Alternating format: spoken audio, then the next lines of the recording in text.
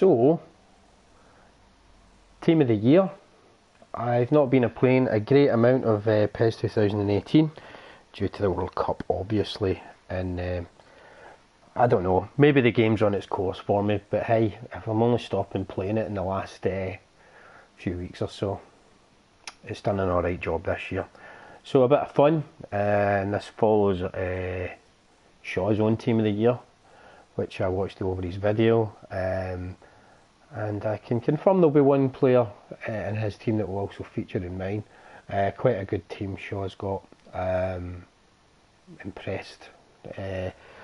He's stuck with his theme throughout the year, and then certainly his Team of the Year maybe is a bit of a kind of a best of across all the squads that he used. But yeah, that was a bit of fun, so thought I would join in. So, well, let's get building.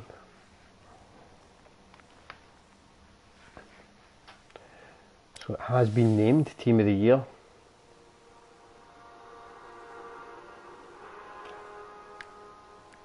I've got the Superman theme on. So manager will be David Nicola, 442. Pardon me, I've got a bit of a cough here. Yep, 442, maybe quite uninspiring by the sounds of it, but it's just been a formation that's worked, or else as it's saying here 4-2-2-2, but let's be honest, it's 4-4-2. So I'll start from keeper up and then I'll pick my subs.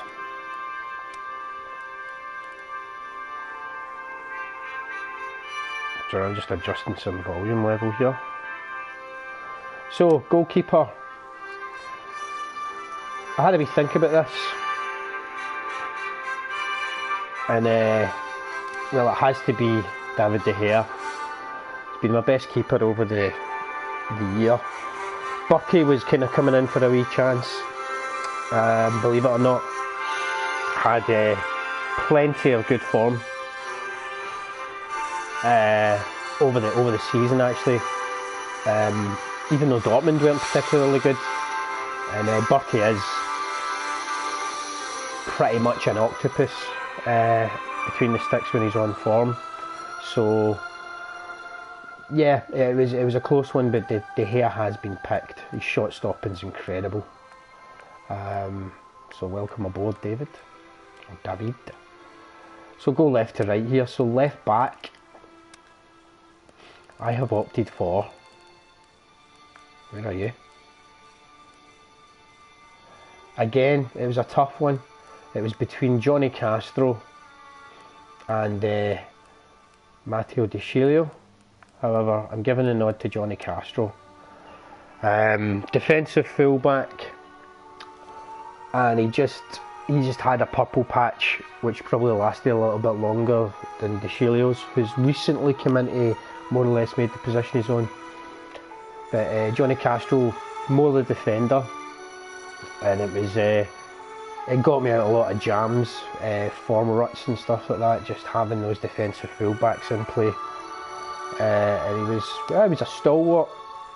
He can play right back as well if need be, with a very little drop, and even can deputise at centre back if needs must, which he's done a couple of times, and again has done quite a good job there.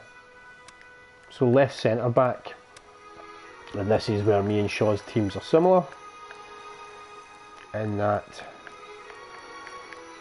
Presnel Kimpembe comes in. I just call him Personal Kimpembe. Kimpembe's an incredible defender in PES. He's one of the best, I would say, silver ball level defenders. The thing with Kimpembe was his form through live updates was pretty much solid throughout the majority of the year. Indeed, it was only maybe the last 2 months in which he was getting a lot of deform and stuff, which kind of helped. It kind of pushed me in the direction of playing more in the way of development squads. So it wasn't that great. I miss some of these players' forms dipping, but without shadow of a doubt, this man has to come in.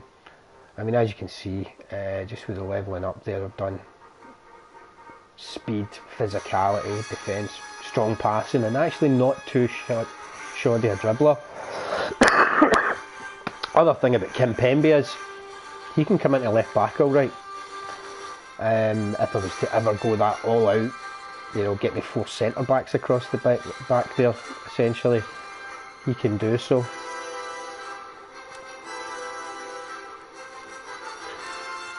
So moving on, right centre back, and it will be another silver baller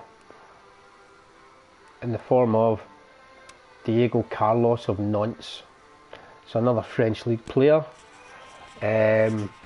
This man is been described. It was just, I think it was another feed I was watching, or just one of a post I was reading. Somebody described him as the low budget Sergio Ramos. I would tend to agree. Maybe doesn't get the goals that Ramos would maybe get, but fantastic. You know, just a really good, strong defender, comfortable on the ball. And yeah, just all round, him and both he and Personal, very strong for me. Again, just during a phase, probably at the turn of the year, where I was getting quite frustrated. I was experiencing the dickening quite often, and it was once again I got these two levelling up nicely. I just felt like I had real, you know, just a nice physical base to my defence there. So in comes Diego Carlos. Right back, well, there's only one option here, and yeah, maybe you've got a caught a glimpse of the types of players I've got there who could come in, but there's only one man who's coming into this slot, and it's probably Player of the Year, Timothy Fosu-Mensah. Now look at that readout. Levelled him up to 60. This man is a colossus. He can play right back, 79 now. He is a registered defensive midfielder, right? So he can play right back at 79. He can play centre back at 79. No doubt if I went through the gears with him, and I believe he goes way beyond 85 if you were to get up to level 79. But this guy has just been incredible. An absolutely incredible player. He's like the Lilian Thuram of my squad. Such diversity, huge physicality, really fast, brilliant at defence, and he was a player who I played all the way up with, so level 1 to where he's at now. And well, if I decide to play a game, I can confirm that basically it will be Big Tim's 800th game for FC Aldo 1975, formerly known as Partick's Whistle. Incredible player, absolutely incredible. So as we move on then,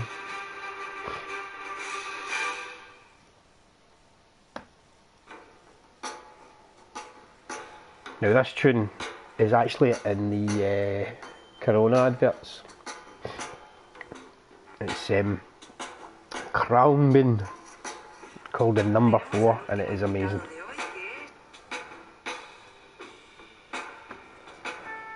That's not who's playing left midfield though. Left midfield,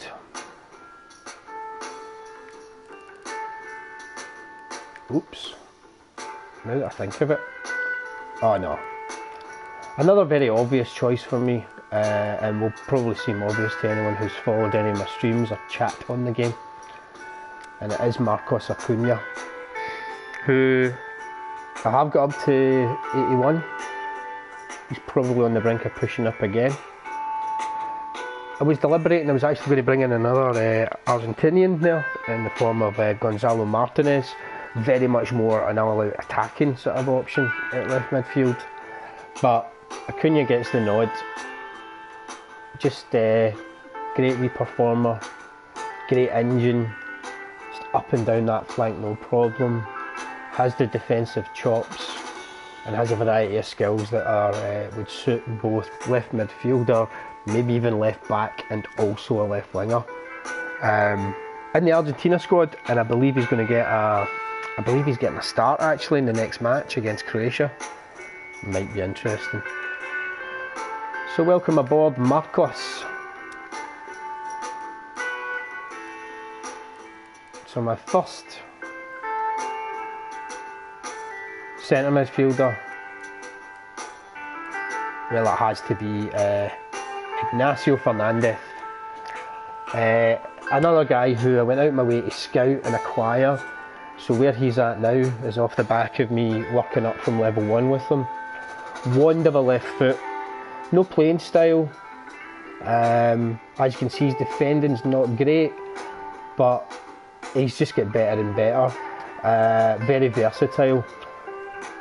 Ignacio is actually really good at right midfield, and the temptation was to actually have him in the team of the year at right midfield, cutting in with that left foot. But I thought, no, do you know what, I'm going to go with him in the central berth. Indeed, his partner, who will be coming in there, were two guys who I played an awful lot of matches with. Before I was able really to mix it up, getting a couple of gold ball centre midfielders, even a black ball centre midfielder. So Ignacio's in there. I'm going to have a look at these players' skills and stuff as well, folks, don't worry. I just want to get them in place first. Partnering him as centre midfield will be Renato Sanchez. And again, I just refer you to his readout there. This guy is, I think, the best box-to-box midfielder in the game. So fast, just so tigerish in the middle there, and when he comes forward he's actually pretty handy. Nice wee shot on him. And I think he is a bit of a cult in the game, to be honest with you. I think a lot of my club players do have Renato Sanchez in their squads, and I can see why. He's only recently started playing a fair bit for me again, but I could play him in any strength squad in this game. So I can have him as just like the standout in a 2-star, which I always find a bit cheeky, but hey, right up to 5-star, right up to those crap cups, Renato Sanchez can play centre midfield and just no bother at all. Now this, moving on to right midfield, that's a tough one. As you can see, I've got some good players in this squad.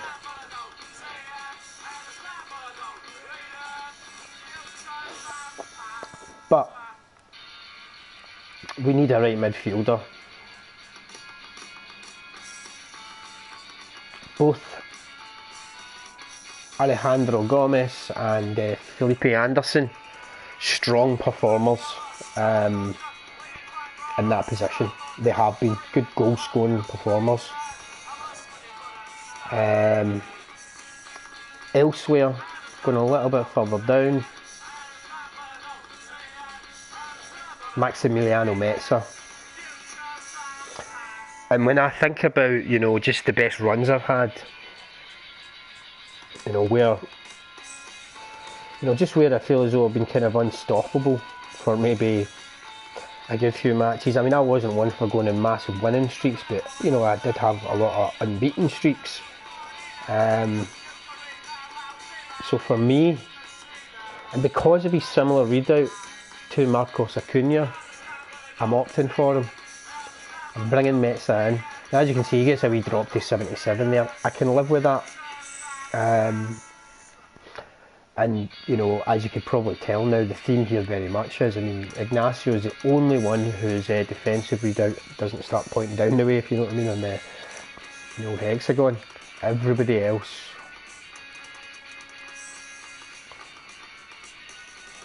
has got a good, strong defensive capability. And Metzer comes into that with similar. Also quite a tidy wee dribbler.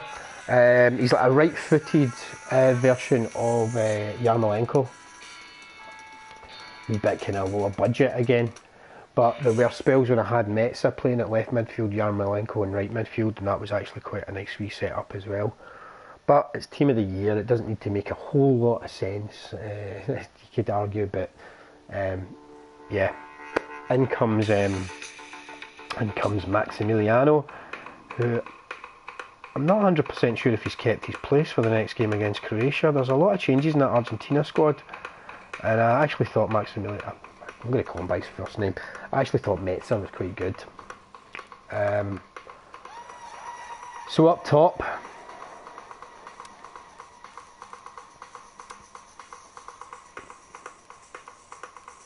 well, we're going for a very obvious choice for me, and again for anyone who's maybe discussed the game with me over the year. Simone Zaza, just a wonderful, wonderful forward. Once you get him over levelled, he's just stupidly strong. Powerful runner, not a powerful dribbler, just a powerful runner with the ball. Can ride a challenge, and his shot is just fucking a thunderbolt. Also has a wee bit in the way of acrobatic finishing. Just all action. Zaza, and just one of the best players in the game for me this year. Other thing about Zaza, I spun him randomly, just to that early doors when you're maybe kind of spinning the odd top agent and looking for a forward, and I got him and I'm like, oh god, he's not going to be any good. And what happened was, a couple of games after I'd landed him, I hadn't really played him. Played him a couple of games, just was using him wrong. So then I was playing an online game and I was playing against a guy who was actually using Zaza, and I thought, right, okay, I'm kind of getting it now. I've been using him wrong, I need to kind of give it a go. I need to reevaluate Zaza, and I never looked back after that. So this next one is going to show as a centre forward. I would change it to a support striker. And well, so far as that first 11 goes, it has to be Diego. Now I'll change that to support striker and he'll go up to 86. Maradona's brilliant in this. I mean, this early kind of, this 1983, is it 1983? I'm sure it is, I think it's a 1983 Maradona, and he's just a cracking player. Had him from the start. He was a pre-order thing, he was like kind of one of the gifts in the Barcelona edition, so I was lucky enough to get him. And he was quite, at first I just couldn't use him properly, and then that's changed, and it's just get progressively better and better and better. And Maradona is just, he's one of these players that's got the player ID done really, really sweet on him and stuff, and I've scored some absolutely tremendous goals with him. Went in some brilliant, beautiful dribbles with him, and I'm not talking about just big straight line dribbles that you can see a lot in my club, you know, or fucking Paulson or someone else who just wouldn't imagine doing such. Just these big straight line dribbles with like 3 players careering off them and them just kind of riding it out. Now Maradona was just a you know, you can play like Maradona with Maradona in this game, and it was a joy. They're on the right road with the player individuality, I think. Certainly with, you know, and it does, there's a lot of discussion about player individuality. I think certainly individuality, impacts of stats is one thing, but I think so far as player ID and things like that go, and player ID, a lot of people think, well, it's just black ball players and probably some gold ball players. It doesn't, it goes right down, it goes right all the way down. There are some bronze ball players who are subject to it as well. So there's our starting 11. I like that. So we're going to move on to the subs bench. Now what I've said to myself is, team of the year, there was actually a large, maybe 3-month spell there, 3-month or so spell, in which I put a lot of focus into the development squad. Now I'm not going to pack the bench with development squad players, but you know what, you hardly ever have to change keepers, and I'm going to bring in, therefore, Farineth, the Venezuelan, I believe. I think he's only about 20 years old. He's quite a young keeper. If I kept playing him all the way up to 7-8 level, I think he comes out at an 83 OVR keeper. He's a short ass. but he scrambles about the goal and stuff, and it's just fun, you know. See, just for a lot of maybe some of the decom stuff I was doing, it's been a fun player to use. Fun between the sticks, left-footed as well. I always found that, I don't know, I just found that odd when I was taking goal kicks and stuff. It was like, ugh. But in he comes.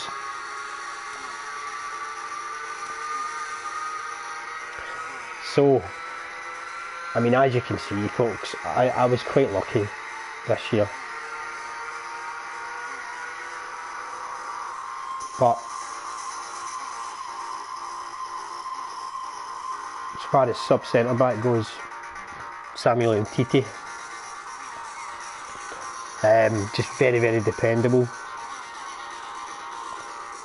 Actually playing him and Diego Carlos as well was a fantastic alternate.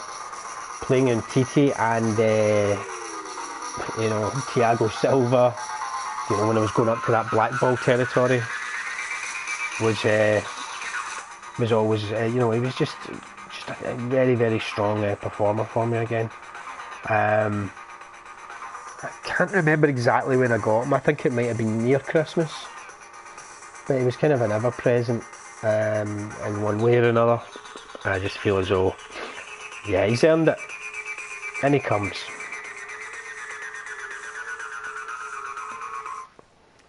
Sorry, I'm just changing the tune. It's probably a little bit too high tempo, that.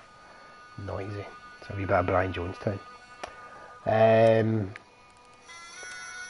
Now, I normally bring in what would be another backup in fullback. Now, I'm blessed, I've got two options here. Two standout options for a team of the year. Now, one of those is Andre Almeida. Andre Almeida can play pretty much anywhere, it seems. Alright, he can't play centre back, or can't play any attacking positions. But having him on the bench and say having one of your fullbacks out of form comes in there no problem. Your fullbacks are alright. You know, the starting 11's fine. It gets to a second, you know, it gets to those like dying stages of a match, you need a sub.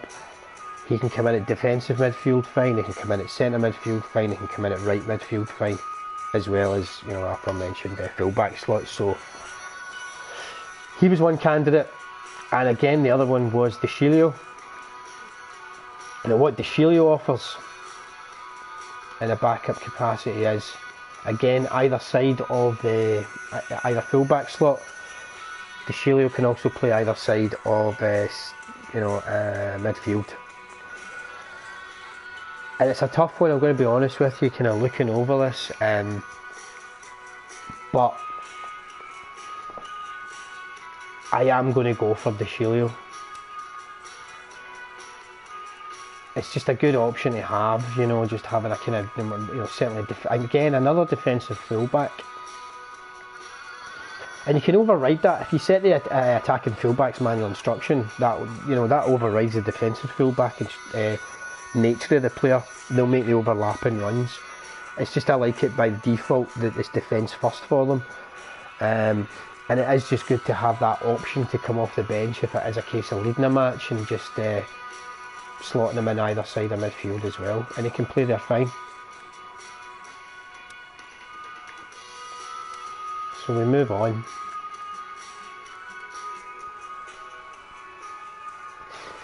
And next up is going to be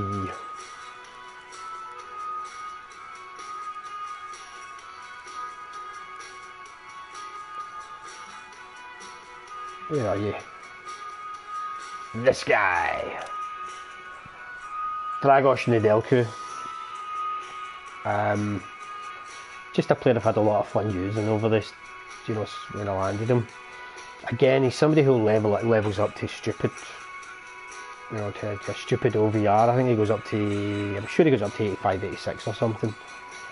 Has just skills that would befit an anchor man, but an absolute cannonball of a right foot. An absolute cannon of a right foot, I beg your pardon. I've just enjoyed playing with him from that level 1, you know, just going on that journey with him, if you like. And again, he's got himself to a level where he can slot into most teams, most strength squads. For this particular team of the year, you know, yeah, it's a case of him just coming on and just plugging a midfield gap in a more defensive capacity. As you can see, Kaz apparently got the ability to play centre back. He's not particularly terrific there, but again, he's an option. Now this is a latecomer to team of the year, but it has to feature for me. He was the one legend I wanted. They didn't release him till late in the day. It came out. I just spammed GP spins. All I did for that week that he was in that pool was just play up to 10,000, spin, play up to 10,000, spin, and eventually it came good. Socrates is actually just a lot of fun to use in the game. He does his back heels and stuff, and I know everybody's like, ah, nah, the back heels are just, you know, they're OP in PES 2018. They are. The thing about Socrates is it just looks right. That, and also his way to pass, you know, you hit a real lofty pass with him, it just looks good. And coming forward, you know, I actually scored a goal that was pretty much a replica of his against Italy in '82. I really am sorry for this cough, folks. And I almost scored one that was very, very similar to his goal against the Soviet Union in '82 as well. 2 dummies and then unleashed a shot from outside the box. Yeah, and that, and it just looks cool, his headband. It's got to be in there. So support striker slot, and what I would do. Now this is all, you know, the temptation was to go 2 more centred forwards. I'm not doing it. I'm instead going for somebody who can come in at support striker, and it has to be this guy. It has to be Diego Rojas. He's a registered attacking midfielder, but he's awesome as a support striker. Indeed, it's when you play support striker you'll see the creative playmaker side of his game come through. Went through a phase of sort of 3-5-2s and stuff. Was able to play attacking midfield no problem. Surprisingly does alright at centre midfield, even though he has no real defensive capabilities at all. I think it might just be he's just this tiny wee player who just buzzes about, almost like a Peruvian. You know, one of the Peruvian squad, for like their performance, just gets in about it regardless of when he's asked to play.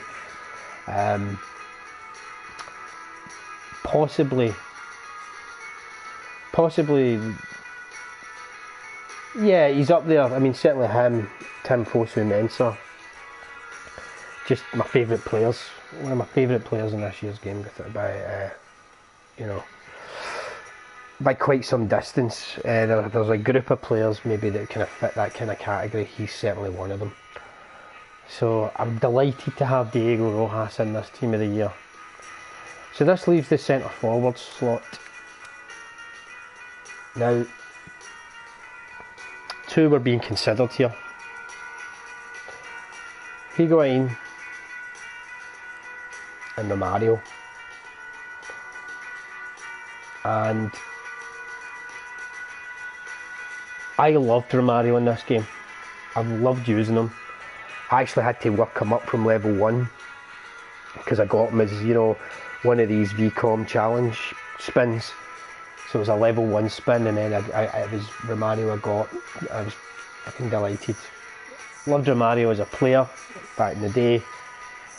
He's been brilliant in this. But I think just with the way the team is, I'm going to go with Higuain, who is a poacher and scores some ridiculous goals. And I'm not talking about dribbles, I'm talking about maybe like a ball coming to him at a first touch and just unleashing a shot. just a really just a top forward in the game. Less spectacular than others, not as fast as others, maybe not even as, you know, I mean, it suggests on his readout he's physical. He doesn't seem that physical. There is plenty of times where he'll get bumped off the ball, no problem, but it's an attacking prowess thing. He just seems to find, you know, he'll be in the right, if he's not in the right place, he'll be receiving the ball in a situation in the box where he seems to wriggle his way out of and get a shot away. Higuain is a brilliant centre forward. So there we have it, team of the year, folks. I like it. Mostly silver ballers, I think. Nice wee spread. 4-star strength.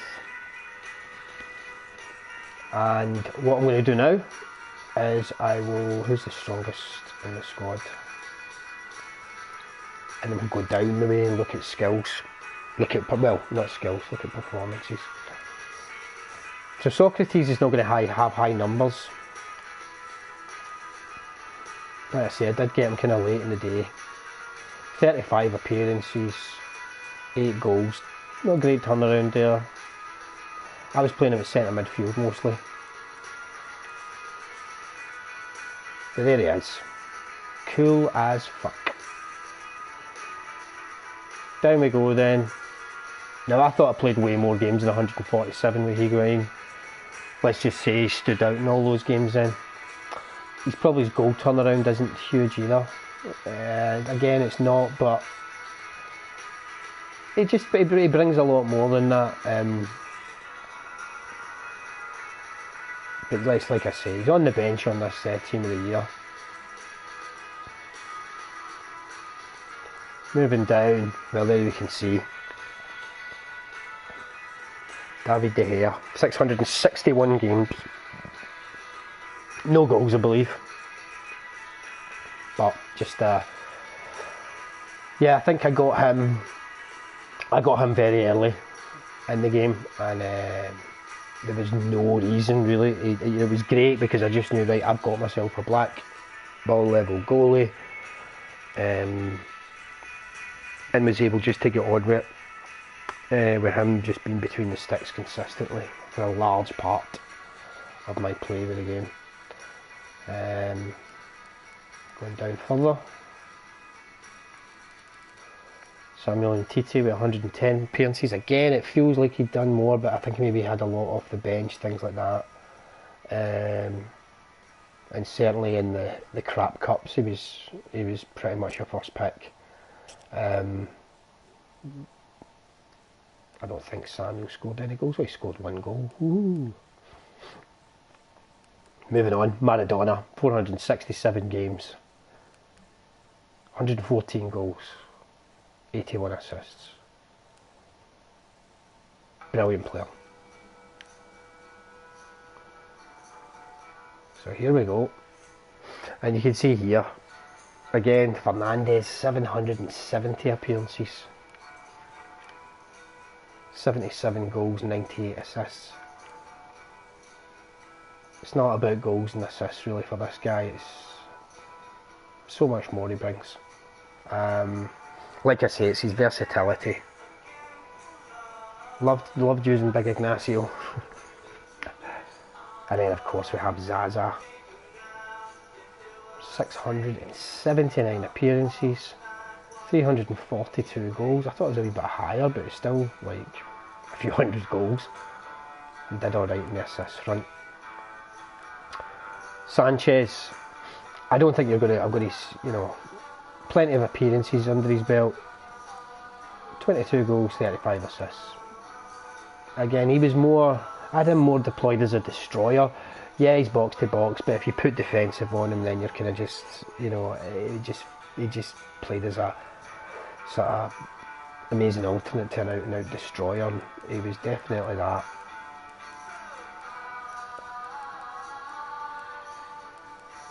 Johnny Castro, 440 appearances. I don't think he's got man marking and fighting spirit. As a left back, handy.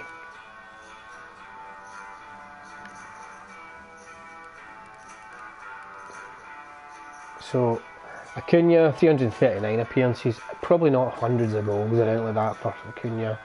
42, 70 assists is pretty good. What I look at with him, of course, would be, there you go. See, for a silver ball player, folks, you don't get much better. Knuckle shot, one touch pass, pinpoint cross, an outside curler, long throw, Militia, track back, captaincy, fighting spirit. All rounder.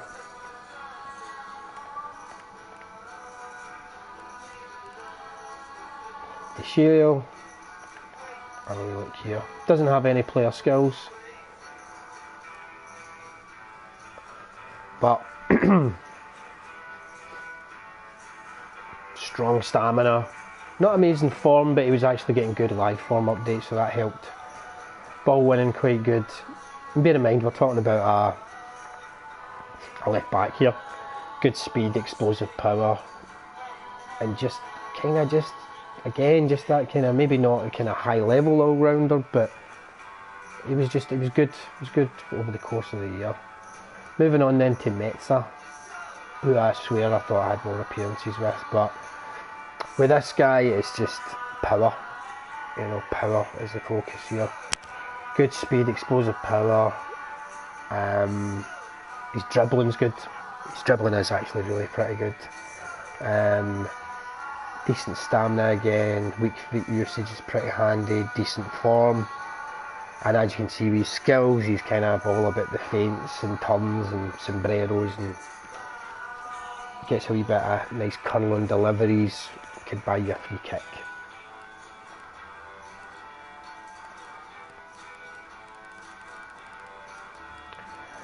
Now Timothy, look at that, like I say, look at that, man.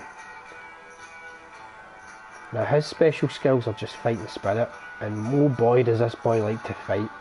799 appearances, folks, 799. Great stamina, brilliant form, 19-year-old,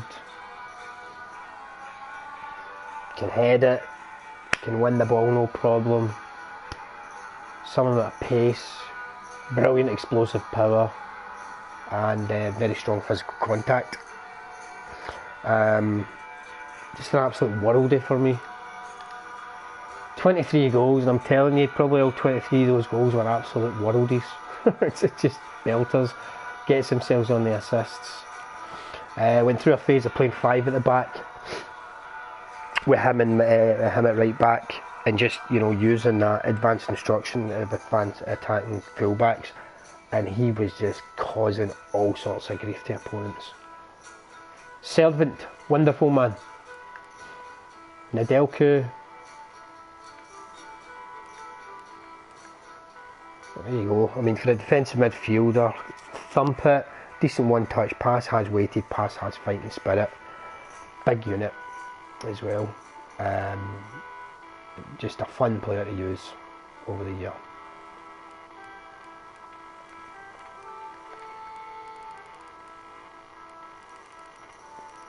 So we're now getting to the... So there's my keeper, a 19-year-old, 175, so pretty short for a keeper. I don't think he's got any player skills, he doesn't, but I mean, he's alright, you know, all the key keeper skills are pretty good for him, even at 76 OVR. Decent form as well for a bronze player, that's pretty good, because it tends to be the gimp deforms on the bronze ball, a lot of the bronze ball players, so it was quite a nice, it was quite good kind of just landing him randomly when I was in the middle of doing a development squad actually, and just saying, oh well, there's my bronze keeper. Although I do have, what do you call him, Kawashima, who had a bit of a mare yesterday for Japan at level 50 through that Japan national team campaign, so he's also there as an option. But Farinez,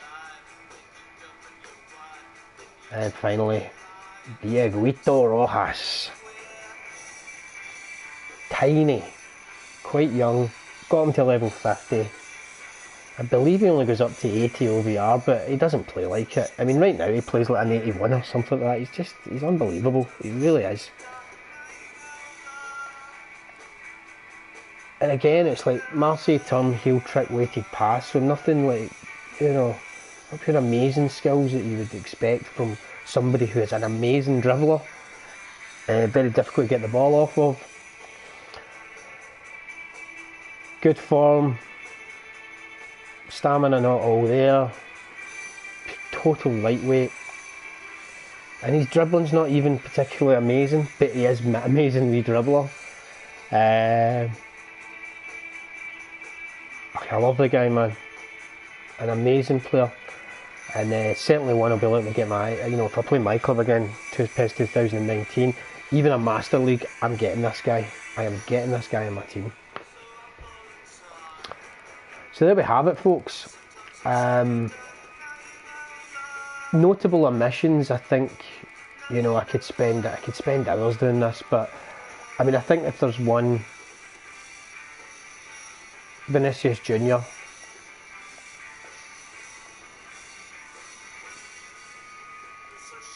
Great player.